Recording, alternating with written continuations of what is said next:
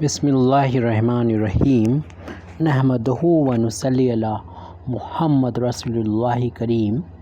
ये problem differential calculus के linear differential equation with constant coefficient chapter से है। Solve D square minus 2d plus 1 y is equal to 2x square minus 8x plus 4 at x equal to 0 y is equal to 3 at x equal to 0 dy is equal to 3। ये value हमको दे रखी है, यानी हमें इस differential equation का particular solution find करना है, यानी यह वैल्यू गिवन है इस बेस पर। तो सबसे पहले तो हमें यहाँ पर जनरल सॉल्यूशन फाइंड करना होगा, यानी सेकंड ऑर्डर का अगर डिफरेंशियल इक्वेशन है तो इसमें इसके जनरल सॉल्यूशन में दो आर्बिट्रेरी कांस्टेंट होंगे। पहले तो हम गिवन इक्वेशन को, डिफरेंशियल इक्वेशन को यहाँ पर नोट कर लेते हैं। इस तरीके की प्रॉब्लम हो जिसमें कांस्टेंट देखने 1 माइनस 2 1 कोफिशिएंट हो, डिफरेंशियल इक्वेशन है ये और ऑर्डर इसका सेकंड है, दो बार डिफरेंशिएशन किया जा रहा है और लीनियर है क्योंकि इसकी पावर नहीं है। मींस डी स्क्वायर का मतलब होता है, आपको मालूम ही है कि D two over D X square, यानी डी स्क्वायर वाई है तो इसका मतलब इसको दो बार डिफ्रेंशिएशन किया है, इसकी पावर एक से ज़्यादा नहीं है तो इसलिए लीनियर है ये। तो इसको सॉल्व करने के लिए दो पार्ट में सॉल्व करते हैं, कम्प्लीमेंट्री फंक्शन और पर्टिकुलर इंटीग्रल। तो कम्प्लीमेंट्री फंक्शन फाइंड करने के लिए इस डिफरेंशियल इक्वेशन का लिखते हैं एक्सिलरी इक्वेशन। लिखेंगे it's axillary equation. Axillary equation लिखने के लिए हमें लेफ्ट हैंड साइड में y का कोफिशिएंट जो कि d का फंक्शन है उसको देखना होता है। जहाँ भी d मिले वहाँ पर आप m कर दीजिए, m square minus 2m plus 1, और राइट हैंड साइड में 0 के बराबर पुट करके m की वैल्यू को फाइंड कर लीजिए। ये एक्सिलरी इक्वेशन है, यहाँ से m की वैल्यू मिलेगी जिसके थ्रू हम कम्प्लीमेंट्री फंक्शन लिख सकेंगे। तो m की वैल्यू के लिए देख रहे हैं कि ये होल ऑफ स्क्वायर है या फैक्टर, आप जिस मेथड से जाएँ वो कर लें, क्योंकि ये m का स्क्वायर है और ये इसको हम 1 का स्क्वायर कर सकते हैं और बीच वाले नंबर को दोनों का, यानी m का और 1 का इंटू का ट्वाइस कर सकते हैं। इस तरीके से होल ऑफ स्क्वायर बन गया m और 1 का, लेकिन बिटवीन साइन माइनस आएगा और इसका होल ऑफ स्क्वायर कर दीजिए। इसको जब 0 के बराबर पुट करेंगे तो m की वैल्यू मिलेगी 1, और जो कि इस होल ऑफ स्क्वायर है तो इसको हमें रिपीट करना होगा। जब रिपीटेड m की वैल्यू होती है तब कम्प्लीमेंट्री फंक्शन लिखने का तरीका थोड़ा सा बदल जाता है, वो ये होगा c1 प्लस का c2x, x ये आ गया, यानी इस तरीके से लिखा जाता है। और ब्रैकेट में क्लोज करने के बाद e की पावर में आप लिखें m की वैल्यू और उसमें इंडिपेंडेंट वेरिएबल जो कि x है हमारा उससे मल्टीप्लाई कर दें, यानी सिंपली इसे लिख सकते हैं ex लिख सकते हैं। कम्प्लीमेंट्री फंक्शन तो ये आ गया। आप पर्टिकुलर इंटीग्रल फाइंड करना हो तो उसके लिए 1 अपान में लिख लेते हैं। आप डिफरेंशियल इक्वेशन को देखिए और y का जो कोफिशिएंट d का फंक्शन है, यानी पूरा वो लिख लीजिए, यानी डी स्क्वायर माइनस का 2d प्लस का 1, और यहाँ पर किस पर ये ऑपरेटर ऑपरेट होगा तो डिफरेंशियल इक्वेशन के राइट हैंड साइड में देखिए x का फंक्शन होगा, पूरा फंक्शन यहाँ पर लिख लेंगे और फंक्शन के नेचर को देखकर ही हम डिसाइड करते हैं कि हमें किस शॉर्टकट फार्मूले का यूज़ करना है। क्योंकि यहाँ पर ये पॉलिनोमियल है इसलिए इसको हम बाइनोमियल में कन्वर्ट कर देंगे, क्योंकि x की पावर में ही अलजेब्रिक फार्म में है, कोई भी एक्सपोनेंशियल या ट्रिग्नोमेट्रिकल फंक्शन यहाँ पर नहीं है। तो इसको बाइनोमियल में बदलने के लिए 1 शुरू में लिख लिया करते हैं हम लोग, 1 को शुरू लिख दें, बल्कि डिक्रीजिंग ऑर्डर में लिख दें, इंक्रीजिंग ऑर्डर में लिख दें। तो यहाँ पर हम माइनस को इन दोनों टर्म में से बाहर अगर ले लेते हैं तो ये 2d तो प्लस हो जाएगा और d स्क्वायर माइनस हो जाएगा, और ऐसा हमने इस फार्म में लिख दिया क्योंकि हमें बाइनोमियल थ्योरम यहाँ पर अप्लाई करनी है तो उसके लिए 1 होना चाहिए, बाकी जो भी कुछ है। अब इसको हम ऊपर ले जाएंगे तो अभी तो पावर प्लस का 1 है, न्यूमरेटर में ले जाएंगे तो प्लस की पावर हो जाएगी, सॉरी प्लस है माइनस हो जाएगी पावर, तो 1 minus 2d minus D square की पावर माइनस 1 हो जाएगी, और 2x square minus 8x plus 4। इस बाइनोमियल थ्योरम को हमें याद भी होना चाहिए, अगर आपको नहीं याद है कोई बात नहीं। तो यहाँ पर बाइनोमियल थ्योरम यानी 1 प्लस x की पावर n, जो कि n की वैल्यू कोई भी इंडेक्स होती है, कोई भी नंबर हो सकता है, यानी फ्रैक्शनल वैल्यू और निगेटिव वैल्यू हो सकती है। उसके लिए एक्सपेंशन हम जनरल फार्म में इसको लिख दे रहे हैं 1 plus nx plus n minus 1 अपान फैक्टोरियल 2x स्क्वायर, ऐसी पावर इसमें बढ़ती जाती है। अगर ये होल नंबर नहीं है तो ये आपको मालूम है कि नंबर ऑफ टर्म इसमें इनफाइनाइट होते हैं। हमारे इस पर्टिकुलर केस के लिए x की यहाँ पर -x है, यानी x की जगह पर आप -x रख देंगे तो हमारा फार्मूला ये चेंज हो जाएगा। देखिए जिसमें पावर ऑड है वो तो निगेटिव टर्म हो जाएंगे, यानी -nx हो जाएगी, और जो प्लस है यानी इवन पावर है तो उसमें पावर -x या -x लिखने पर प्लस हो जाएगी term n-1 upon factorial 2x²। तो अल्टरनेट पॉजिटिव निगेटिव टर्म्स यहाँ पर आ जाएंगे।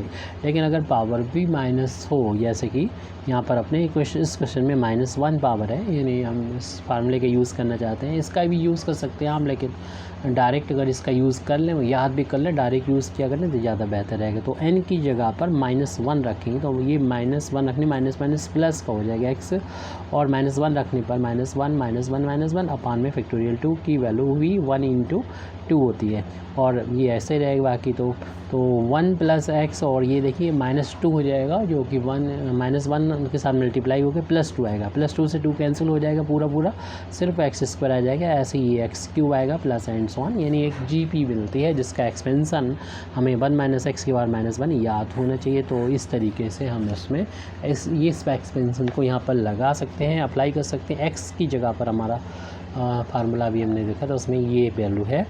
तो क्या होगा, पहले 1 आएगा, फिर इसकी एक पावर आएगी यानी 2d माइनस का है d², फिर उसके बाद इसकी 2d - d² की पावर 2 आएगी, प्लस एंड सो ऑन कर दीजिए, क्योंकि हमें ज़्यादा पावर की अब ज़रूरत नहीं है, क्योंकि जो मैक्सिमम पावर यहाँ पर x की है वो 2 है फंक्शन में, और 2 से ज़्यादा बार डिफ्रेंशिएशन करेंगे तो 0 हो जाएगा, इसलिए हमें इसे ज़्यादा नहीं लिखना चाहिए, ज़्यादा टर्म लिखने की ज़रूरत नहीं, क्योंकि और जैसे जैसे आगे जाएंगे वैसे पावर इसकी बढ़ती जाएगी।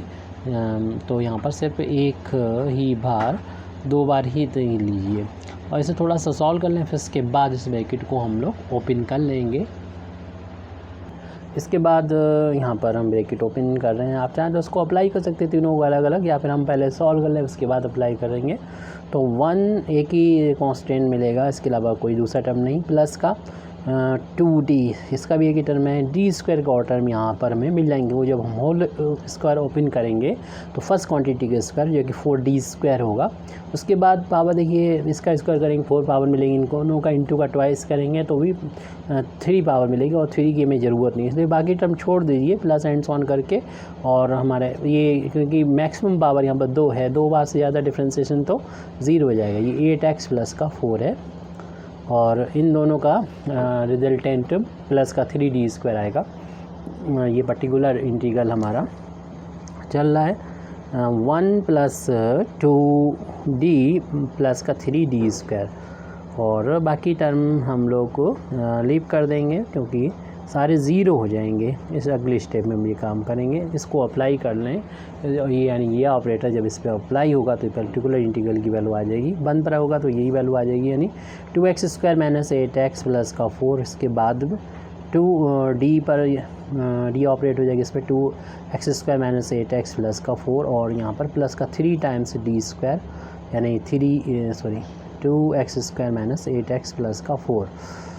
तो फर्स्ट ब्रैकेट तो ऐसे ही हटा दीजिए, इसमें तो कोई इफ़ेक्ट पड़ना नहीं है। अब यहाँ पर देखिए d का मतलब डिफ्रेंशिएशन करना होगा एक बार x के रिस्पेक्ट में, तो जब इसका डिफ्रेंशिएशन करने जा रहे हैं 2 कांस्टेंट बाहर ले लिया, x² का डिफ्रेंशिएशन 2x होता है, 8 बाहर लीजिए, x का x के रिस्पेक्ट में 1 हो जाए, कांस्टेंट का डिफ्रेंशिएशन 0, प्लस का 3d²। आप इसमें d² को 1d बाहर रहने दी और 1d से डिफ्रेंशिएशन कर लें, और जो एक बार डिफ्रेंशिएशन किया था वो ये रखा हुआ है, जो इंटू करके हो जाएगा 4x और माइनस का 8 हो जाएगा, इसका एक बार डिफ्रेंशिएशन करेंगे, पावर आगे जाएगी 2, यानी 4x बन जाएगा, और ये 8 हो गया। एक बार और डिफ्रेंशिएशन करना बचा हुआ है, 2x² - 8x प्लस का 4, इस ब्रैकेट को ओपन करें, 2 का इसमें इंटू हो जाएगा तो 8 बन जाएगा, ये 8x हो जाएगा, माइनस का 16 हो गया, ये 8 का 2 में इंटू होने पर, और प्लस का 3, और इसको जब डिफ्रेंशिएशन करने जाएंगे तो 4 × x कॉमन हो जाएगा, कांस्टेंट का डिफ्रेंशिएशन 0 हो जाएगा। 8x प्लस माइनस देखिए कैंसिल भी हो गया, हमारे पास बचा है 2x², और इन दोनों का डिफरेंस माइनस का 12 बचा है, और देखिए यहाँ पर इंटू करने पर प्लस का 12, और ये दोनों भी कैंसिल हो जाएंगे। इस तरीके से पर्टिकुलर इंटीग्रल की वैल्यू बहुत सिंपल 2x² आ चुकी है।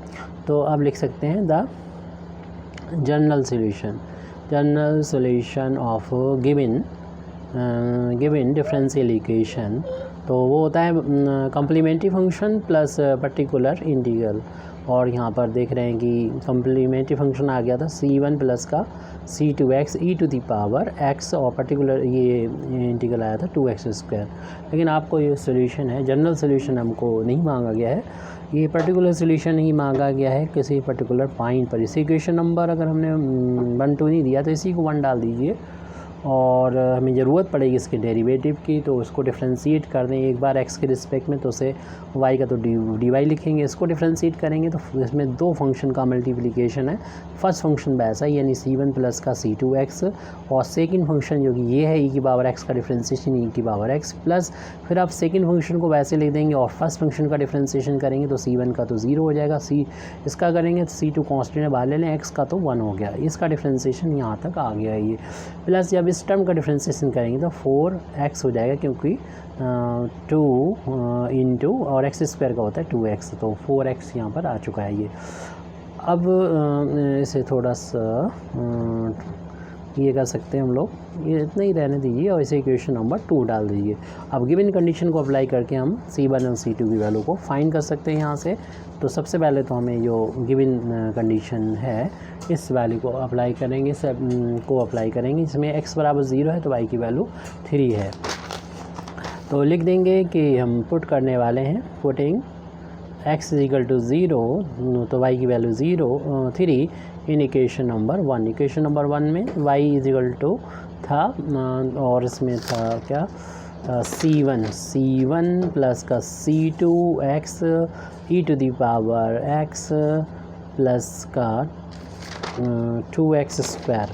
2x²। तो ये वैल्यू तो 0 हो जाएगी, e की पावर 0 की वैल्यू 1 होती है, 1 से इंटू करेंगे, ये वैल्यू 0 हो गई तो c1 बचेगा, 3 इज इक्वल टू c1 आ गया ओनली, ये वैल्यू 0 तो c1 की वैल्यू आ गई। अब हम पुट कर देंगे, पुटिंग x इक्वल टू 0 तो dy की वैल्यू भी 3 के इक्वल दे रखी है, इसको इक्वेशन नंबर हमें 2 में रखना है। इक्वेशन नंबर 2 पीछे है देख लीजिएगा, तो dy की जगह पर हमने यहाँ पर रख दिया 3 रख दिया, बाकी ये c1 की वैल्यू चाहे अभी रख दें आप या बाद में रख दीजिएगा।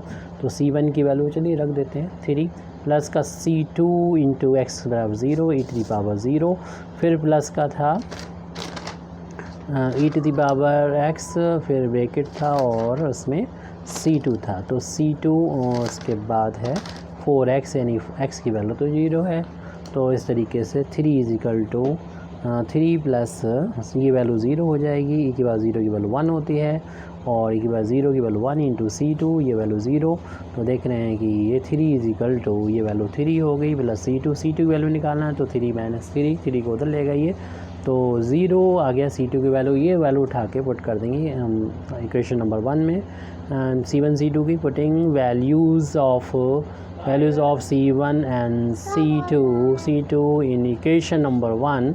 इक्वेशन नंबर 1 में y इज इक्वल टू क्या था, c1 की वैल्यू जो कि 3 थी, y is equal to c1 plus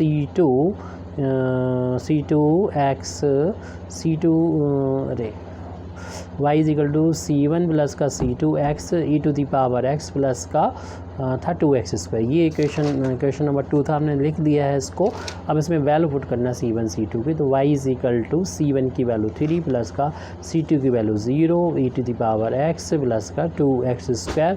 तो y इज इक्वल टू आ गया, ये तो 0 हो गया, only 3 e to the power x plus का 2 टाइम्स x²।